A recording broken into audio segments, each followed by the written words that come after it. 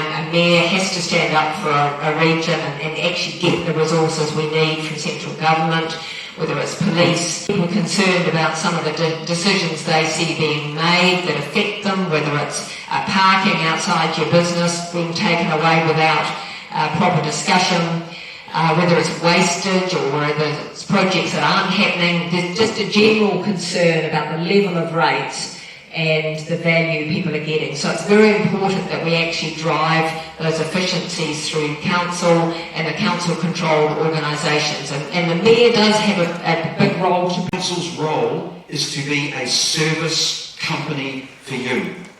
Auckland Council is a service provider. You pay your rates to have service for you every single day, and you don't get it. And if you do get it, you get little bits, and you don't get everything you should be for your money. That's its job. And I also have a very clear line between the council's job and government's job. The council's job is to provide you with core services. Your streets, your footpaths, your community buildings, your parks, the public toilets, the roads, everything that council does for you. 生活不仅是眼前的苟且，还有诗和远方的田野。因为爱，我来参选。我是胡红。每一次来到乌龙华侨会所，就有回家的感觉。回家真好。因我國夫他佢因我發，佢我貼翻嚟啲意味，佢我貼落啊貼話。Each single and each voice should be heard. I wish all our Asian communities, of course including our Chinese communities' voice, should be heard and we are represented. Secondly, our responsible governance. Being the mayor, he or she herself should have their international vision. Okay, now Wayne has arrived, and obviously Auckland Transport and the roads caused you a few problems, but it's good to see you here. So Wayne, was she Wayne Brown? Because Auckland needs fixing. We have perilously large debt. We have unfinished projects left, right and centre. The City Rail Link falls behind a month every 6 weeks.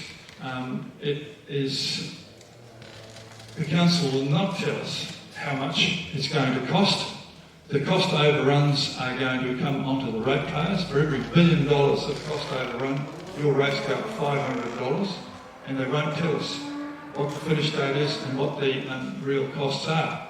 And I've never found anything in the past where they won't tell you that it's good news. It's always bad news when they won't tell you. If it was going well, they would have been patting themselves on the back. If you are elected as mayor, you will need to lead 20 councillors across 13 different wards of Auckland. There will be a diverse group with different political leanings and agendas. How will you motivate and lead the governing body to be collaborative and cohesive? Common sense sense of vision where you're actually wanting to go, and respecting the different opinions of the people around the table. I do believe that even though you've got people of different political persuasions, most likely, there is common ground, and I found that with previous boards that we could get down to a clear vision and ensure that people are heard. I think that's a not for you or me, for Auckland. And more importantly, what have Aucklanders asked us to do? That's why I say it's about time we started listening to you. Instead of telling you what you need, you tell us what we need to do for you. Then there'll be less arguing around the table because we'll just make it happen. Resolve or answer this question straight away. I think there is 3 elements should be very, very important. Number 1, still the law, aloha. Number 2 is the law, very clear law. Number 3 is the understanding, communication. In a word, it's leadership to bring a council with you. And that comes from practice and experience and track record. I have led 4 organisations already which have turnovers of over $1 billion and more than 12,000 staff. Just somebody else pays whatever it is. In terms of getting people more into public transport, that in itself is a worthy goal, But you don't need more buses, you need more people on them.